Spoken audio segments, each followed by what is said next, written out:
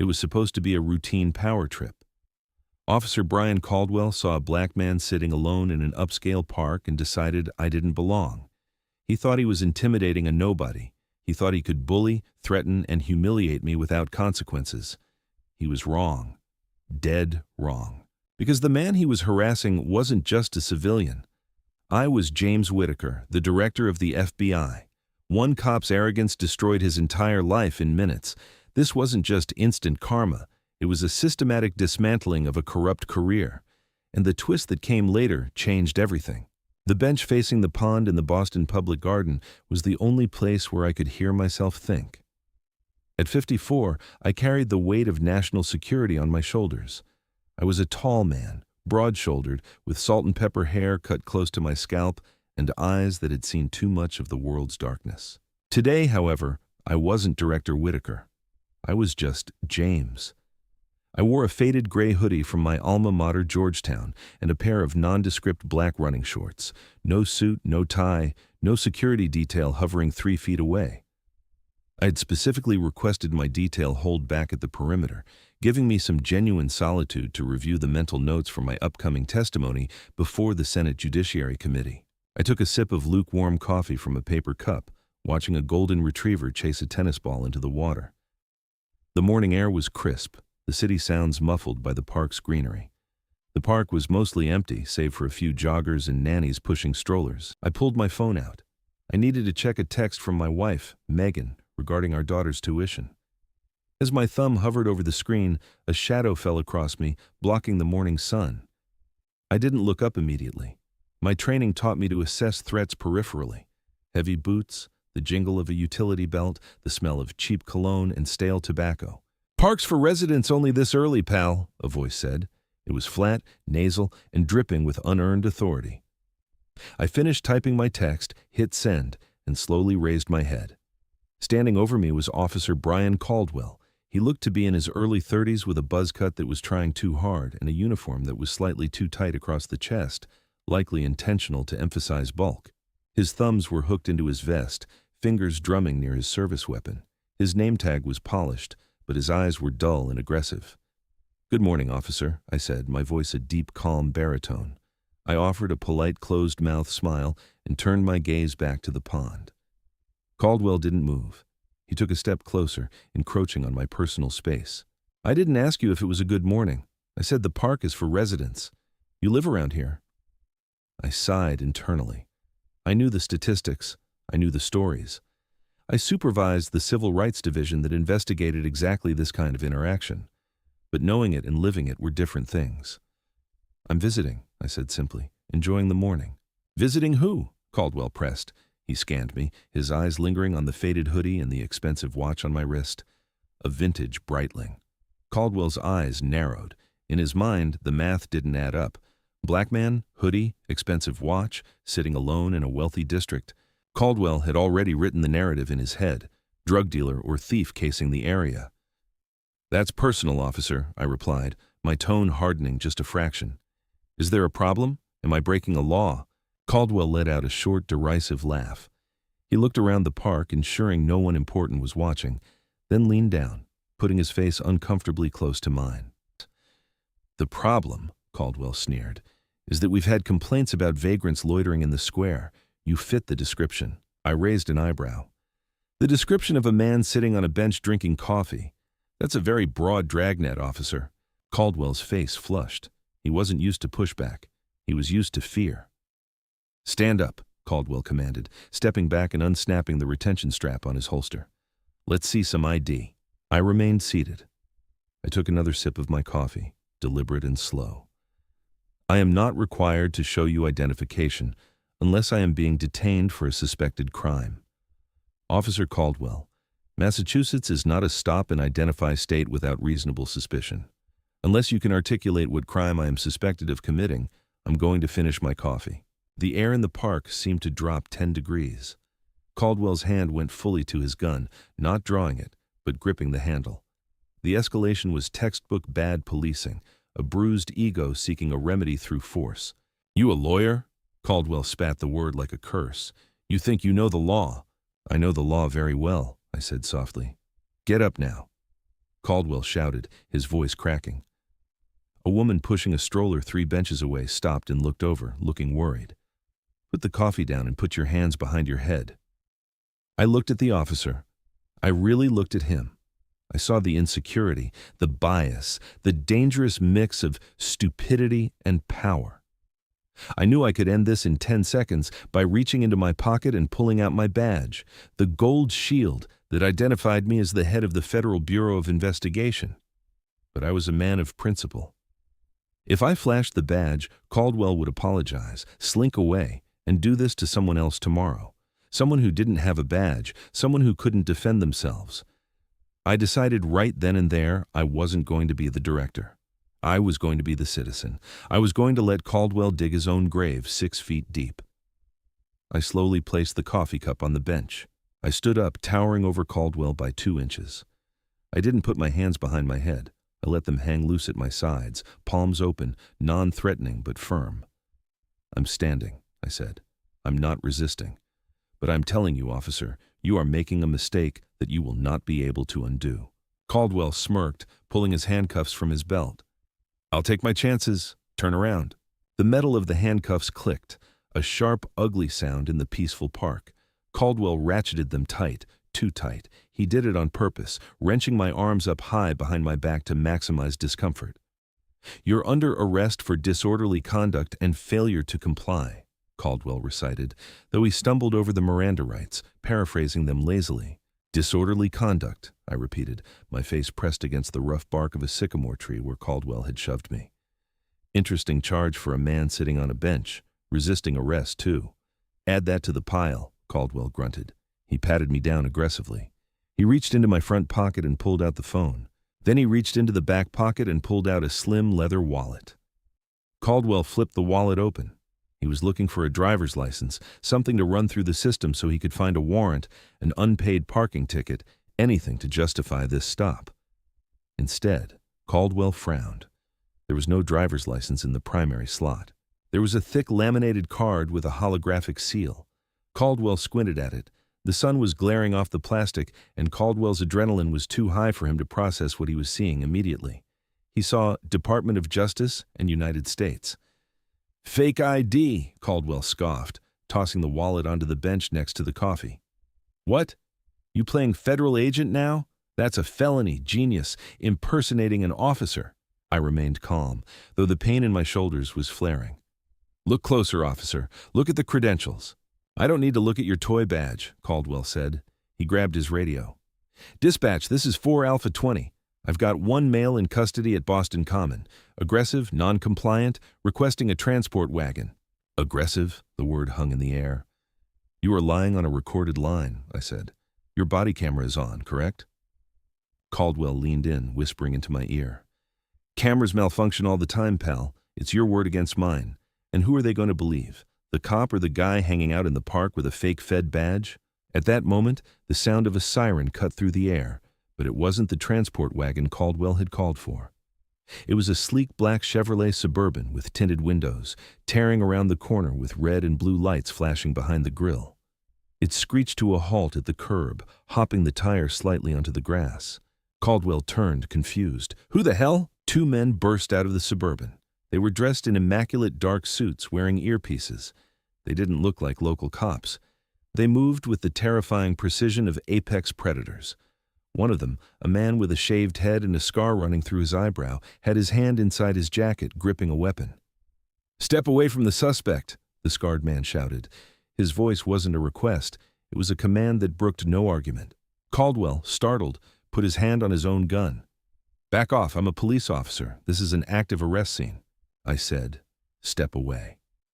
The agent roared, closing the distance in 3 strides. He produced a badge, a real one, clipped to his belt. "Special Agent Carter Hayes, FBI Protective Detail. You are holding a federal asset. Release him immediately." Caldwell blinked. His brain was misfiring. "Federal asset, FBI." He looked back at me, who was standing quietly in cuffs against the tree. "He has a fake badge," Caldwell stammered, his bravado beginning to crack. "He refused to ID." "Uncuff him!" Hayes barked, now standing face to face with Caldwell. Hayes was smaller than Caldwell, but the intensity coming off him was nuclear. Now, Caldwell's fingers fumbled with the key. He was shaking. He managed to unlock the cuffs. I brought my hands forward, rubbing my wrists. I didn't look at Hayes. I turned slowly to face Caldwell. The dynamic had shifted instantly. The predator was now the prey. "Thank you, Agent Hayes," I said, my voice ice cold. "Sir, are you injured?" Hayes asked, scanning me for damage. "Minor bruising, nothing broken," I replied. I reached over to the bench and picked up my wallet. I dusted it off and held it out to Caldwell. "You didn't look at the second flap, Officer Caldwell," I said. I flipped the wallet open further. There, shining in the sunlight, was the gold shield. Below it, the text was clear, bold, and undeniable. James Whitaker, Director, Federal Bureau of Investigation. Caldwell's face went pale. All the blood drained from his cheeks, leaving him looking sickly and gray. His mouth opened, but no sound came out. He looked from the badge to my face, finally recognizing the man he had seen on the news just last week, standing next to the president. "Director," Caldwell squeaked. "You profiled me," I said, stepping closer. "You violated my Fourth Amendment rights. You falsified a police report on the radio claiming I was aggressive, and you threatened me with the destruction of evidence regarding your body camera." Sir, I didn't know.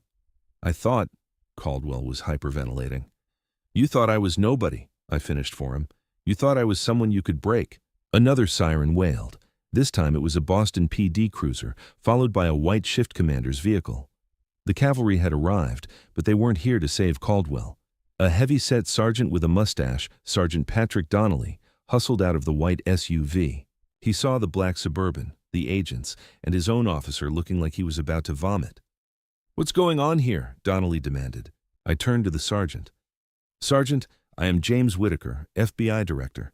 Your officer here just arrested me for sitting on a bench." Donnelly looked at Caldwell. He looked at the FBI agents. He looked at me. He closed his eyes for a brief second, realizing the magnitude of the shitstorm that had just landed on his precinct. "Caldwell," Donnelly said, his voice low and dangerous, "give me your gun and your badge. Get in the back of my car." "Sarge, Caldwell pleaded.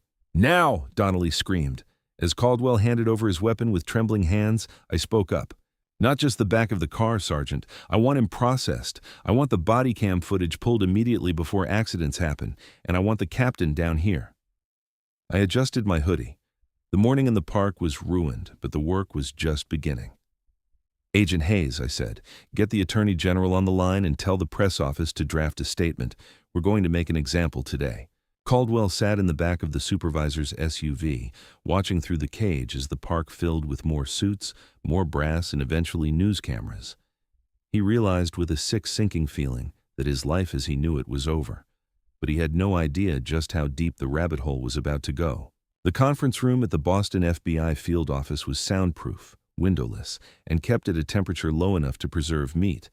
The air conditioning hummed with a sterile persistence, but the tension in the room was thick enough to choke on. I sat at the head of the long mahogany table. I had changed. The faded Georgetown hoodie and running shorts were gone, replaced by a charcoal bespoke suit, a crisp white shirt, and a navy tie. I looked every inch the director now. However, my wrists still bore faint angry red welts, a silent testament to the morning's events. Around the table sat the panicked hierarchy of Boston law enforcement. Captain Stephen Hargrove of the downtown district sat rigid, sweating through his dress uniform. Next to him was Police Commissioner Victoria Lang, looking pale and defensive. On the other side of the table were my people, Special Agent in Charge Daniel Pierce, and the shark-like figure of Assistant U.S. Attorney Rachel Morgan. "Let's watch it again," I said. My voice was quiet, but it commanded absolute silence. On the massive wall-mounted screen, the body cam footage played. The grainy wide-angle lens showed me sitting peacefully. It showed the coffee cup. It captured the audio perfectly. "You a lawyer? You think you know the law?" Caldwell's snarl echoed in the room. "Cameras malfunction all the time, pal." Commissioner Lang winced visibly at that line. It was the smoking gun. It wasn't just police brutality, it was premeditated corruption caught in 4K. The video ended. I let the black screen hang there for a long, uncomfortable minute. "Commissioner," I finally said, turning my gaze to her, "do you know what the FBI's budget for civil rights investigations is this fiscal year?" "I don't have the exact figure, Director," Lang stammered, tapping a pen nervously.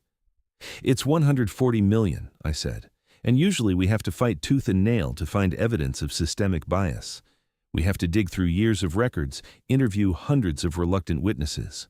But today your officer handed it to me on a silver platter. He threatened to destroy federal evidence, his body cam footage, to cover up the false arrest of a federal official. Director Whitaker? Captain Hargrove interjected, trying to salvage the situation. Officer Caldwell is a bad apple. We all agree on that. We are prepared to fire him immediately. We will issue a public apology. We can handle this administratively. I laughed. It was a dry, humorless sound that bounced off the walls. Administratively? Captain, you think this is an HR issue? This is a federal crime scene. I gestured to AUSA Morgan. She opened a thick file folder. Officer Brian Caldwell, Morgan began, reading from the file.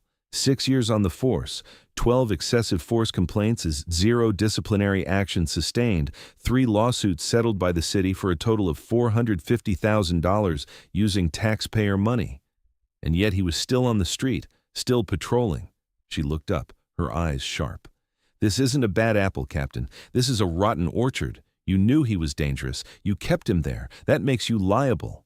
We are opening a Title 42, Section 1983 investigation into the entire Boston Police Department, I announced. The blood drained from the commissioner's face. A pattern or practice investigation was the nuclear option. It meant the feds would tear the department apart piece by piece. They would audit every arrest, every stop, every dollar. It could lead to a consent decree, federal oversight of the police for a decade. Director, please, Commissioner Lang pleaded. That will paralyze the department. The union will riot. The press. The press is already outside, I said, nodding toward the door. And they aren't just asking about Caldwell. They're asking why a man with 12 complaints was allowed to put handcuffs on the director of the FBI. You have a choice, Commissioner. You can stand with Caldwell and sink with him, or you can help us bury him and anyone who protected him. The room was silent. The ultimatum was clear. What do you want? Lang whispered. I want everything, I said. I want Caldwell's text messages for the past couple of years. I want his partner's testimony. I want the sergeant who signed off on those previous complaints.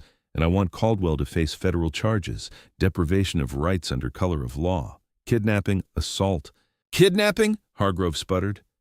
He moved me against my will without probable cause, I said coldly. That's kidnapping. And since I'm a federal officer, that carries a sentence of up to 20 years.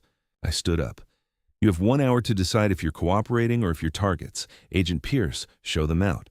As the police brass shuffled out, looking like they were walking to the gallows, I walked to the window. I looked down at the street below. A sea of news vans clogged the intersection. Sir, Agent Hayes, the head of my detail, stepped up.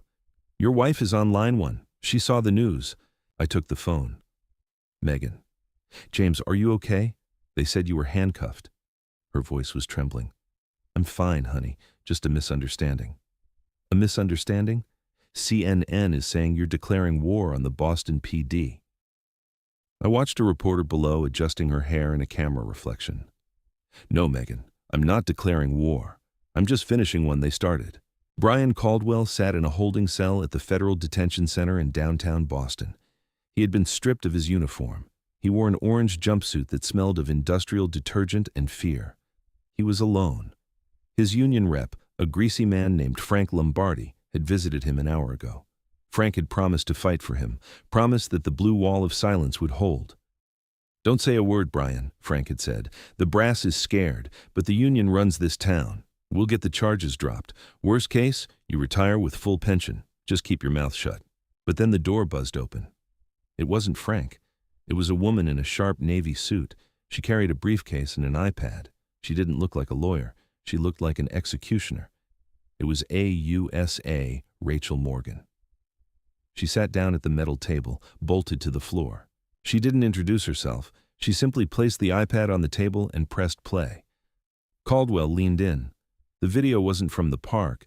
It was grainy footage from a dashboard camera. Nighttime rain-slicked streets. Caldwell's heart hammered against his ribs. He knew this video. He thought it had been destroyed. On the screen, Caldwell and his old partner were standing over a teenager in an alleyway. The kid was on his knees. Caldwell was holding a bag of white powder, cocaine. "We need an arrest to make quota, kid," the Caldwell on the screen said. "I don't have drugs, that's not mine," the kid screamed. "It is now," Caldwell said and tucked the bag into the kid's pocket. Morgan stopped the video. Caldwell was shaking so hard his teeth chattered. "Where did you get that?" "Digital forensics is amazing, Brian," Morgan said smoothly. "You deleted the file from the server, but you were dumb enough to keep a backup on your personal cloud account. We got a warrant for your iCloud an hour ago." She leaned forward. "This isn't just misconduct anymore. This is planting evidence. This is perjury. This is a RICO case. We aren't just looking at you for the park incident. We're looking at every arrest you've made in 6 years." Caldwell put his head in his hands. "Frank lied to you," Morgan interrupted. "Frank is outside right now cutting a deal to save the union president. They are hanging you out to dry, Brian. You are the sacrificial lamb." She slid a document across the table. It was a plea agreement. "Here's the reality," Morgan said. "If we go to trial, Director Whitaker testifies, you will lose. We will stack the charges. You'll be looking at 45 years in federal prison. You'll die in there." Caldwell looked at the paper. The numbers blurred. "Or," Morgan continued, her voice lowering, "you sign this. You plead guilty to the civil rights violation in the park. You do 5 years, but you give us something else." "Give you what?" Caldwell croaked. "We know you didn't erase that dashcam footage alone," Morgan said. "Someone in the tech unit helped you. Someone signed off on the chain of custody. Someone higher up buried the complaint the kid's mother filed." Caldwell looked up. The twist was landing. They didn't just want him. They wanted the chain of command. "You want me to rat?" Caldwell whispered. "I want you to be a witness," Morgan corrected. "The director doesn't just want to punish a bully. He wants to clean the house. You're the broom, Brian." Caldwell stared at the wall. He thought about the commissioner, the captain, the union rep, who had patted him on the back and told him he was untouchable. They had created him. They had encouraged him. And now they were letting him rot to save their own skins. The anger that had made him a bad cop now turned him into a dangerous witness. "Captain Hargrove," Caldwell said, his voice trembling. "What about him?" Morgan asked, pen hovering over her legal pad. "He has a safe in his office," Caldwell said. "Behind the picture of the mayor, he keeps a ledger.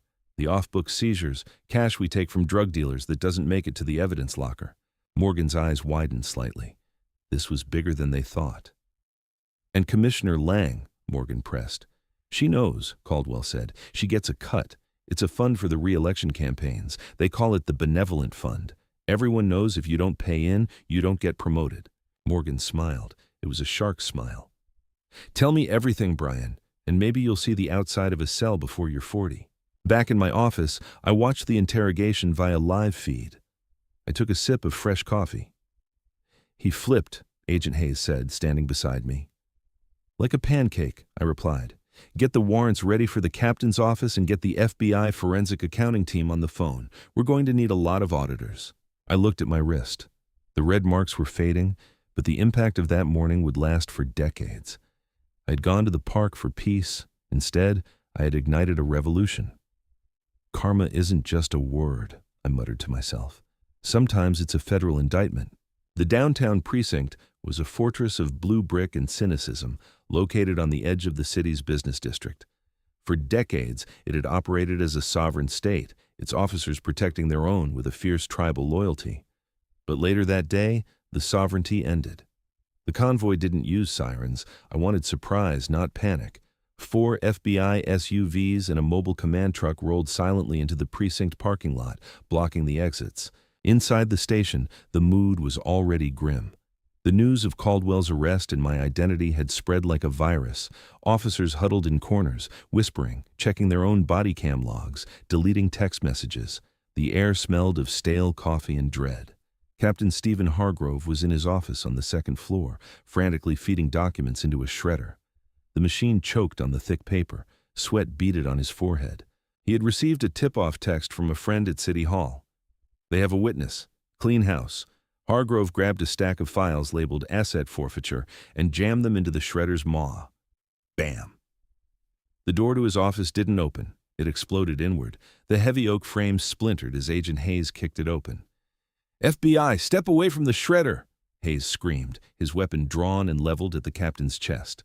Hargrove froze, a half-shredded document dangling from his hand. "This is highly irregular. You can't just barge in here. I'm a police captain." I walked in behind Hayes. I moved slowly, deliberately, stepping over the splintered wood. I looked at the shredder, then at Hargrove. "Obstruction of justice," I noted calmly. "Add it to the list, Hayes." "You have no right," Hargrove spat, his face turning a mottled purple.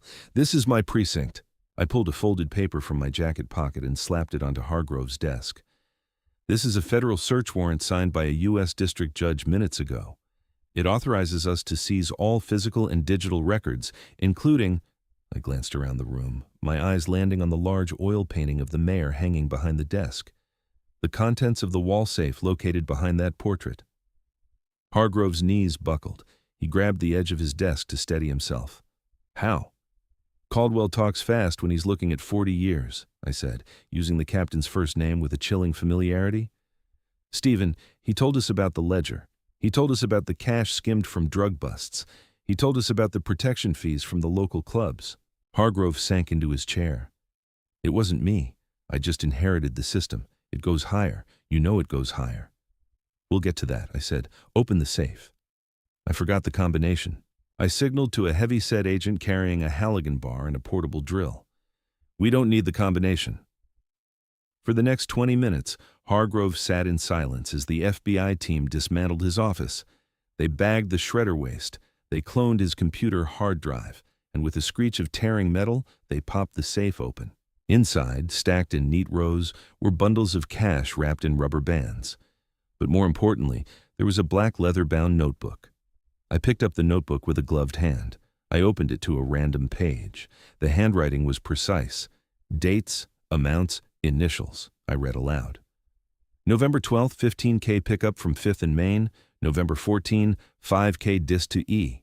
November 15, 2K disc to BC. BC, I read. Brian Caldwell and VL. Let me guess, Victoria Lang." Hargrove didn't answer. He just stared at the floor. "Get him up," I ordered. Hayes hauled him to his feet. "You know the drill, Captain. Hands behind your back."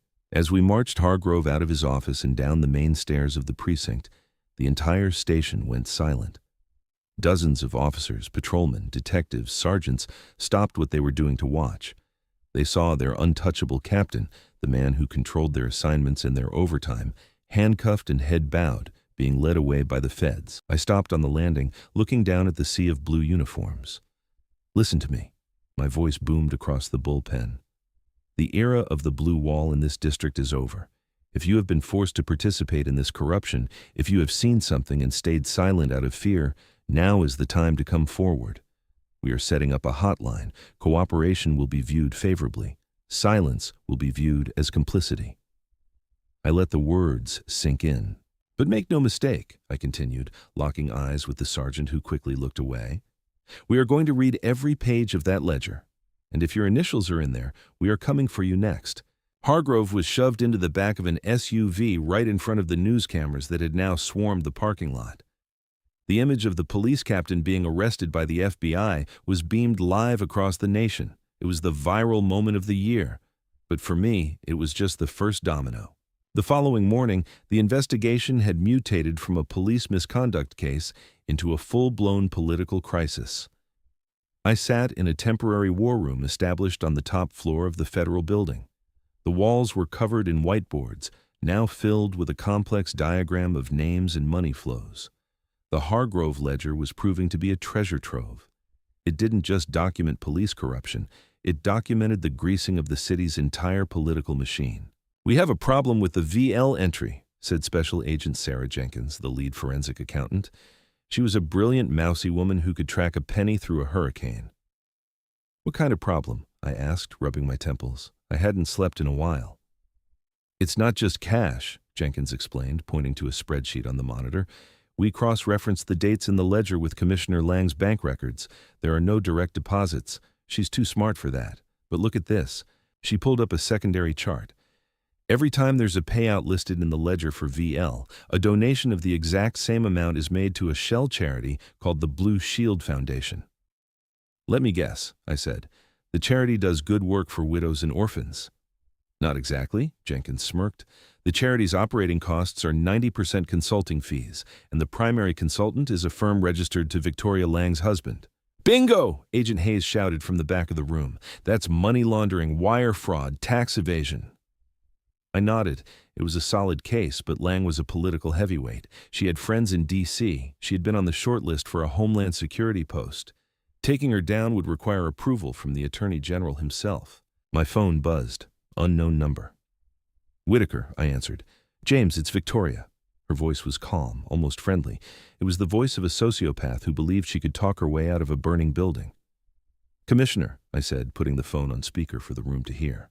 I assume you're calling to arrange your surrender? Lang laughed softly. Always the straight arrow, aren't you? Look, James, this has gone far enough. You got Caldwell. You got Hargrove. You have your pound of flesh. The city is in chaos. The officers are conducting a blue flu, sick out in protest. Crime is going to spike. Do you want that on your conscience? I don't negotiate with suspects, Victoria, I said. I'm not a suspect. I'm the police commissioner, she snapped, the mask slipping. And I have friends, James, powerful friends. The mayor is preparing a statement condemning your federal overreach. We're going to paint this as a personal vendetta, an angry black man abusing his power because a cop looked at him wrong. The room went deadly silent. Hayes looked ready to punch a wall. The racism was veiled, but deliberate. She was going to weaponize the narrative against me. My expression didn't change, but my grip on the phone tightened. You can try that, Victoria, but before you hold that press conference, you might want to ask your husband about the consulting fees from the Blue Shield Foundation. There was a long, suffocating silence on the other end of the line. The sound of Lang's breath hitched. You looked at the charity, she whispered. We looked at everything, I said. We have the bank transfers, we have the ledger, we have Hargrove, and Caldwell is currently drawing a map of where the bodies are buried, literally and figuratively. James, wait. Her voice was desperate. Now we can work this out. I can give you the mayor. He knew. He pressured us for the campaign funds. I was just following orders. I signaled to Hayes to start the trace, though we already knew where she was. That sounds like a confession, Victoria, I said. But you're not going to cut a deal to save yourself this time. You're at the top of the pyramid. There's no one left to trade. You can't do this, she shrieked. I have a fundraiser tonight. I'm being honored. Enjoy the hors d'oeuvres, I said. We'll see you there. I hung up. She's at the Ritz-Carlton, Hayes confirmed. The mayor's gala is tonight. Black tie. I stood up and buttoned my jacket. Well, it would be rude not to attend. Jenkins, print the warrants. Hayes, get the tactical team. We're going to a party. The scene at the Ritz-Carlton was opulent. Chandeliers, champagne towers, and the city's elite rubbing elbows. Commissioner Lang was on stage wearing a shimmering silver gown, accepting a plaque for excellence in leadership. The mayor stood beside her, beaming. This city is safer because of the brave men and women in blue, Lang told the crowd, her voice trembling slightly. We are a family. The double doors at the back of the ballroom swung open. The music stopped. The chatter died. I walked in, flanked by 12 federal agents in windbreakers with FBI emblazoned in yellow on the back. The contrast between the tuxedos and the tactical gear was jarring. I walked straight down the center aisle. The crowd parted like the Red Sea. I didn't look at the donors or the politicians. I looked only at Lang. Victoria Lang. My voice carried through the silent room without a microphone. Step away from the podium. The mayor stepped forward, trying to use his authority. Now see here, Director. This is a private event. You are interrupting. Sit down, Mr. Mayor, I said, not even breaking stride. Unless you want to join her, we're still counting the money in your campaign account. The mayor turned pale and sat down abruptly. Lang stood alone on the stage. She looked at the exits. They were blocked. She looked at her husband in the front row. He was already being handcuffed by 2 agents. Please, she mouthed. I stopped at the foot of the stage. I looked up at her. The woman who had allowed men like Caldwell to terrorize the city for years. The woman who had profited from fear. Victoria Lang, you are under arrest for racketeering, money laundering, and conspiracy to deprive civil rights, I announced.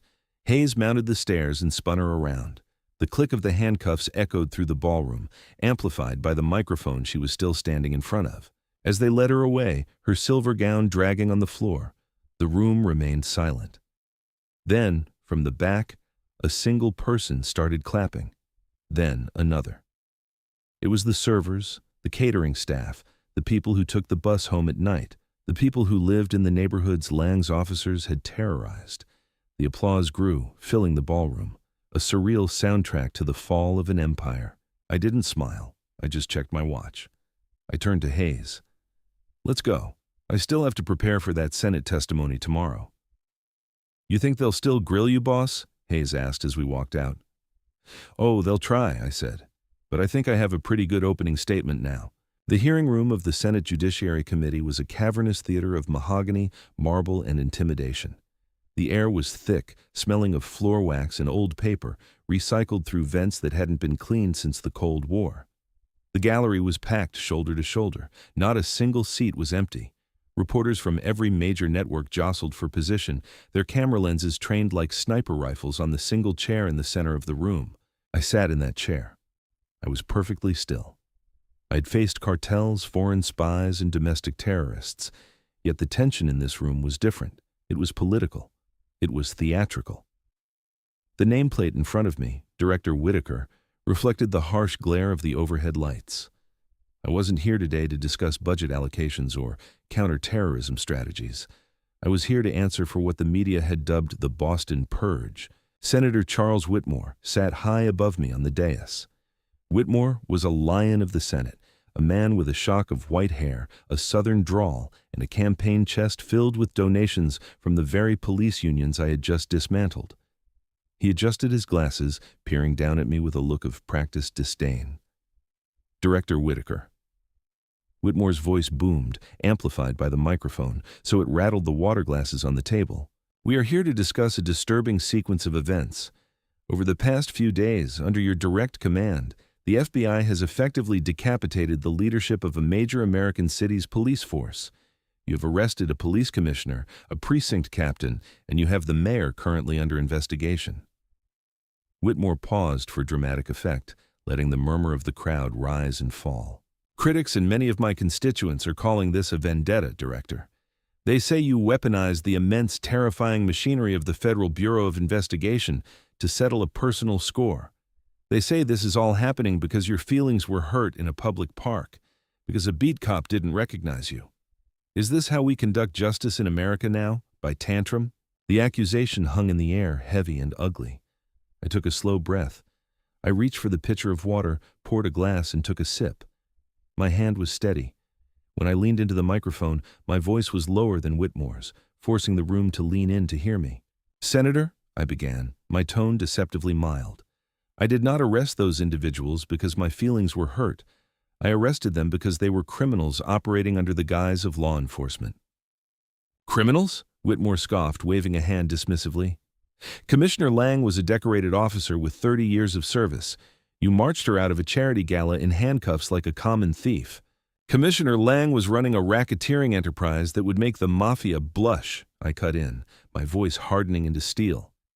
"My forensic team found $4 million of laundered taxpayer money in her offshore accounts, money that was appropriated for body cameras that were never bought, money for de-escalation training that never happened, money that should have protected the citizens of Boston, but instead bought beach houses in the Caymans and funded re-election campaigns." I opened the thick binder in front of me. The sound of the heavy cover hitting the table echoed like a gunshot. "You ask if this was personal, Senator. You want to know if I acted out of emotion." I looked up, locking eyes with Whitmore. I didn't blink. "Let me tell you what was personal. Personal was Brian Caldwell wrenching my arms behind my back until the rotator cuff strained. Personal was the cold metal of handcuffs biting into my wrists. Personal was the realization that in that moment before my security detail arrived, my title didn't matter. My service to this country didn't matter. I was just a black man in a hoodie alone, facing a man with a gun and a God complex who believed he could do anything to me without consequence. The room was deathly silent. The scratching of reporters' pens had stopped. "If that can happen to the director of the FBI," I continued, my voice trembling with controlled rage, "what happens to the school teacher? What happens to the nurse coming home from a night shift? What happens to the construction worker who doesn't carry a federal badge to save him? Who fights for them when the body camera accidentally malfunctions?" I pulled a single stapled document from the binder and held it aloft. This is a plea agreement signed by former Officer Brian Caldwell earlier today. In it, he admits to falsifying police reports in over 40 separate cases. That is 40 innocent American citizens who lost jobs, lost custody of their children, and lost years of their lives because one officer felt powerful and his superiors looked the other way. I tossed the document onto the table. It slid across the polished wood. That isn't a bad apple, Senator. That is a poison in the root system, and I swore an oath to uphold the Constitution against all enemies, foreign and domestic. Corruption is a domestic enemy, and I will not apologize for fighting it. Whitmore sat back in his leather chair, his mouth slightly open. He looked at his notes, then at me, then back at his notes. The narrative he had constructed had just been obliterated. There were no further questions. The wheels of justice, usually grinding slow, moved with terrifying speed when greased by public outrage and undeniable federal evidence. The collapse of the corrupt regime was total. Brian Caldwell was the first to fall. His sentencing hearing was a brief, brutal affair. His lawyer, a court-appointed public defender after the union abandoned him, pleaded for leniency based on his service record. The judge wasn't moved.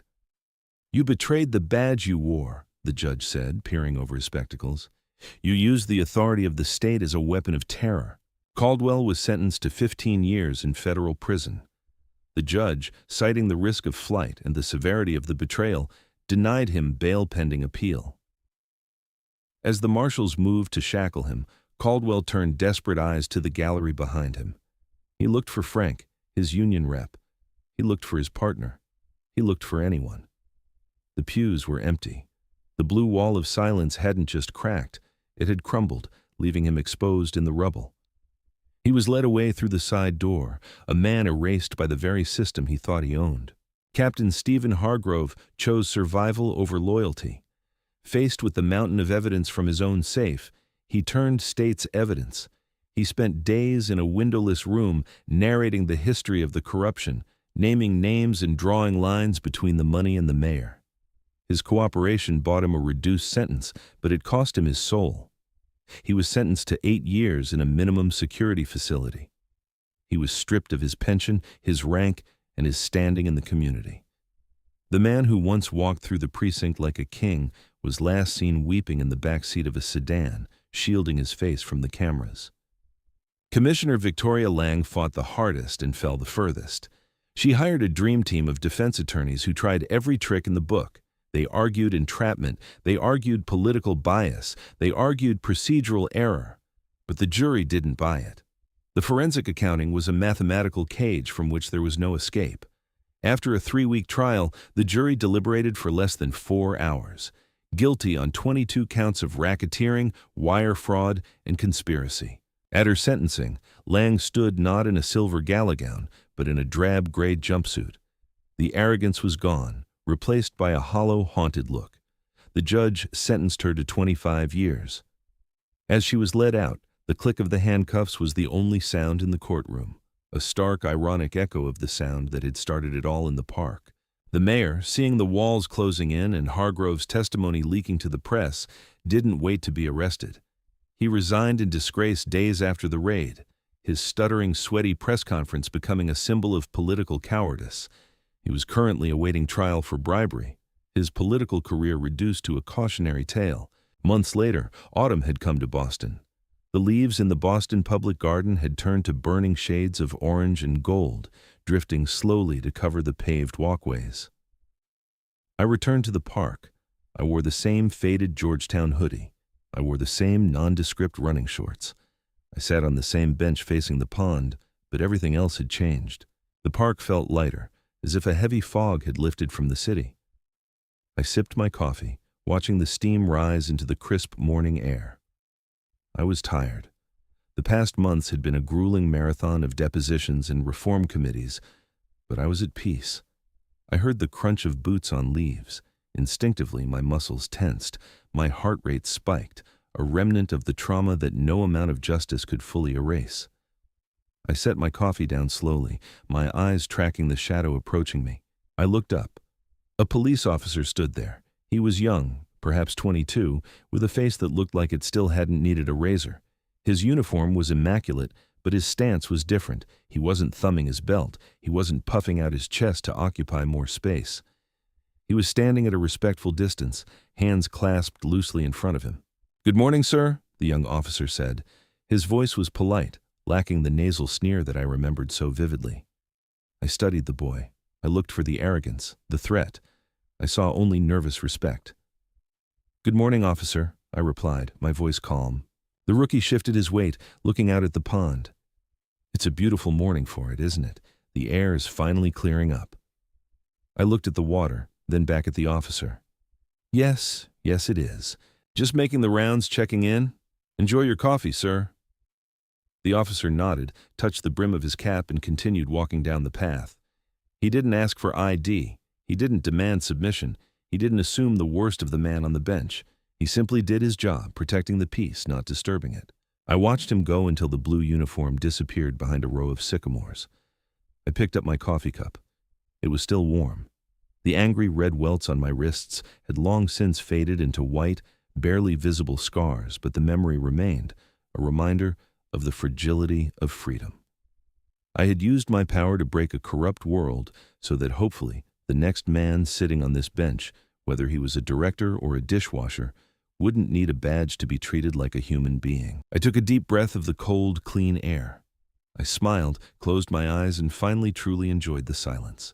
And that is how one corrupt cop's power trip toppled an entire empire. It is a terrifyingly powerful reminder that titles and uniforms do not make the man. Character does.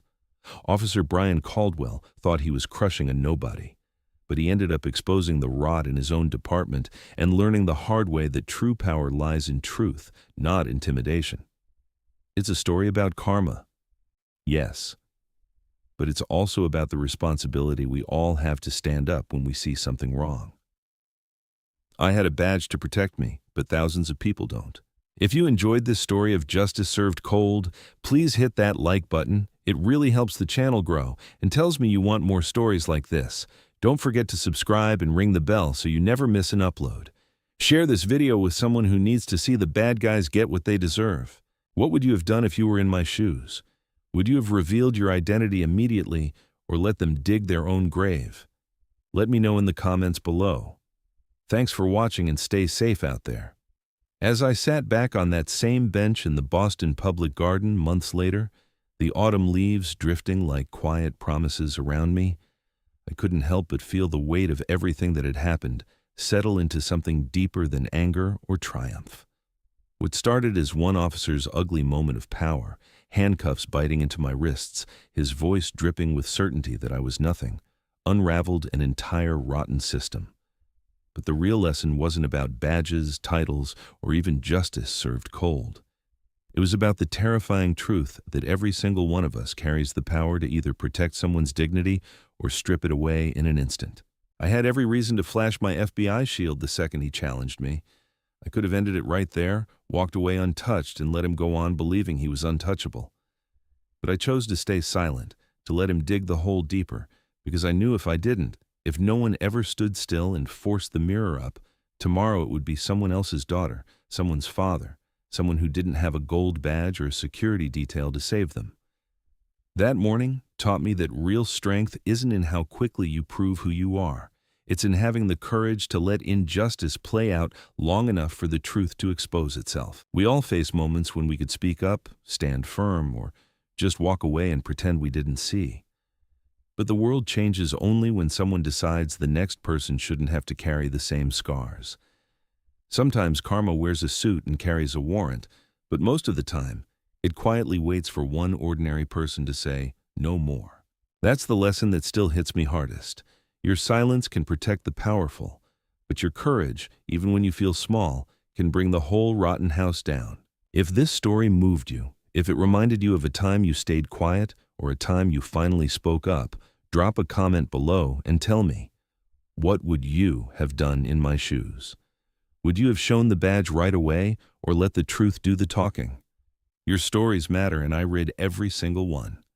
And if you want more real, raw tales of justice, resilience, and the quiet battles most people never see, hit that like button, subscribe, and ring the bell so you never miss one.